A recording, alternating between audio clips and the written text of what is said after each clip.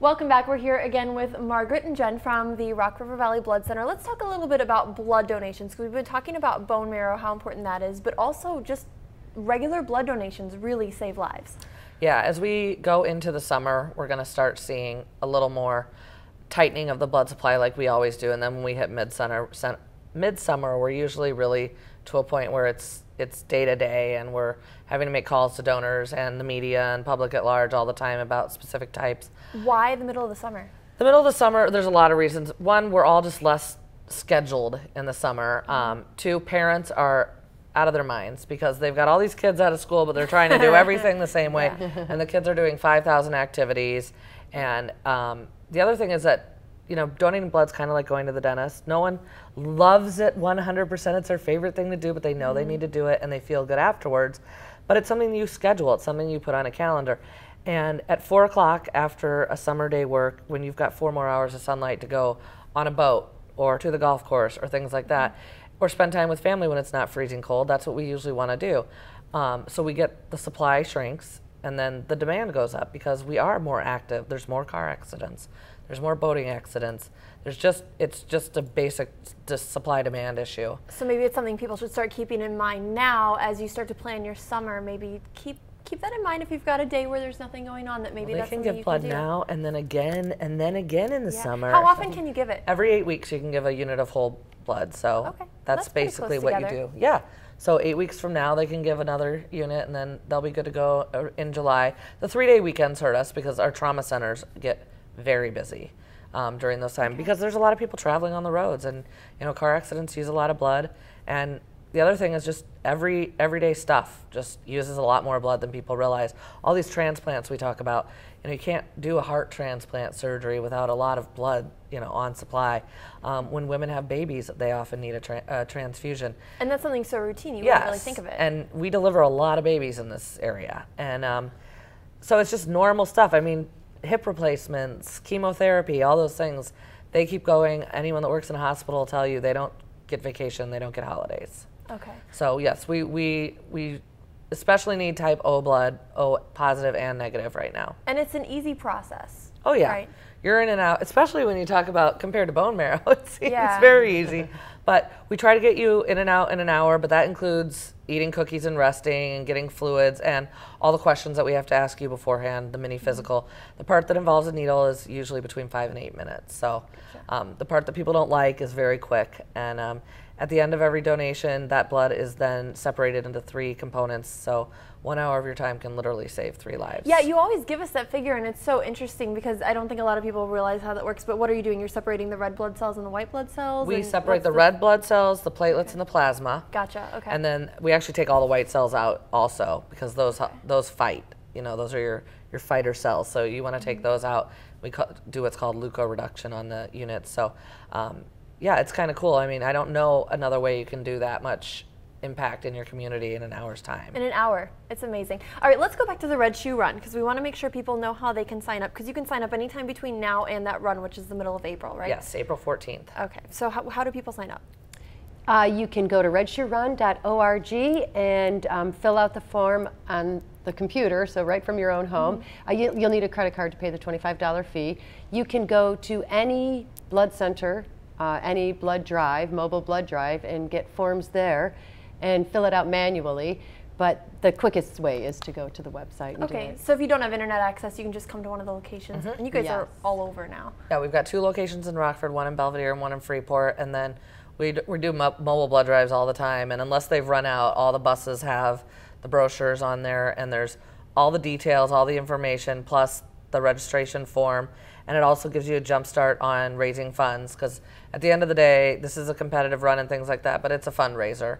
And so we want people to go out and ask their friends, and you don't have to ask your friends for $1,000. I've already raised over $300 myself, and I am just getting 20s and 15s and things like that, but just a little at a it's time. an easy way to do it. It's fully tax deductible, so everyone likes to get a little pre-tax information out there. Yeah. Can kids do the run too? Oh yeah, You can. Is there like an age cutoff? Or, there's prizes. Oh yes. Oh, that's cool. We have 15, competitive. yeah, we have 15 different age divisions, and male and female in each division. And yes, so young people all the way up to over 70. We have prizes in all those. We had a divisions. 5-year-old finish in the top 10 last year, 5 or 6-year-old. So we have some very skilled runners also that are much younger. My friend was very pregnant running, and she goes, a 6-year-old just ran by me. And I was looking at the race results from last year the other day, and so it's really fun. You've got kids doing the walk, kids doing the run. You've got very competitive people. You've got family members there to support family, and people pushing wheelchairs and strollers. We don't allow pets. That's the only thing we don't allow. Okay. Everybody else is welcome. But everyone else is welcome. Do you find yourselves meeting people out there who have been touched by donations themselves?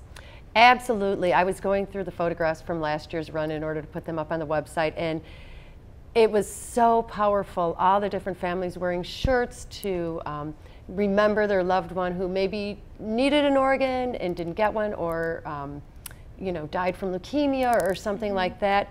People waiting for organ transplants. There's a huge team last year that participated. A gentleman was waiting for a liver. And they come up and speak. We have a lot of family members come up and speak, or recipients of marrow cells or blood transfusions or organs, talk about their experience. And I can say that there's hardly a dry eye in the place at times. And it just goes to show how important it is to sign up to be an organ donor and, give blood, give bone marrow if you can, and try to help, because there are so many people who, their lives depend on this. That's right. 18 people die every single day because of a shortage of organs. The number of people who die without a marrow cell donor, we don't have that tabulated, but there are, I think it's safe to say, probably thousands every year. And I know that only half the people who need a bone marrow transplant, a stem cell transplant, I like to call it, because that's really what it is, only half of the people who need one, don't have a family match, receive one. Okay. So we want to reiterate that these donations cost money, and that the money raised from this run is actually going to cover that cost for people who maybe are totally healthy and have the marrow to give, but they just don't have the money to back it up. Yes, right? Yes, and that's we always say share your good health with others. Yeah. But there is a cost. We have funding for the blood and we have funding for organs and tissues, but there's less funding for the marrow program, and it's expensive to tissue type to see if Jeannie's going to match Jen, and to put you into the registry so that the patients in need can search. And it costs the blood center about $100 every single time we add someone. And like Margaret said, we don't want cost to be a factor that keeps someone from joining, especially because we really are focused on getting people in that 18 to 44-year-old age range to join, because we have young people out there that are really healthy, that have great cells, that can be great donors. But $100 is $100, and and unfortunately, that young age, you're just starting out in life. You don't have $100 to spare. So we're not going to make you pay. So please come in if you're interested in helping somebody. We'll find a way to cover through the Red Shoe Run funds. And on the flip side, if you are just flush with cash and would like to make a donation, we will also accept that as well. We can't do it on our own. The blood center just doesn't generate that kind of revenue to offset the costs ourselves. But we found this race does it, and we do a few things throughout the year. And if we could get this race to where double its capacity, we could really keep our program rolling year round and have it very well funded, because like we were talking about before, there are people right here that need transplants, need transfusions, need things, and you get to meet them at this event. And then huge. And heroes who have donated. Yeah. And they can tell you, the thing that's always striking to me is when they go, that's it? That's all it was? That's all it takes. And I saved, a 44-year-old man's life. It's pretty amazing. Very powerful. And one of the things. Okay, we got to wrap it up though. One final thought. Okay, well, so the people 18 to 44, we encourage you to join the registry. And if you want to help and you're older than that, make a donation to pay for some of those young people who don't maybe have the resources to pay themselves. Perfect. We do need to take a quick break. If you're interested in the Red Shoe Run, the information's on your screen there. It's on Saturday, April 14th. It's at NIU Rockford. Go to redshoerun.org to sign up. We'll have this again right after the break.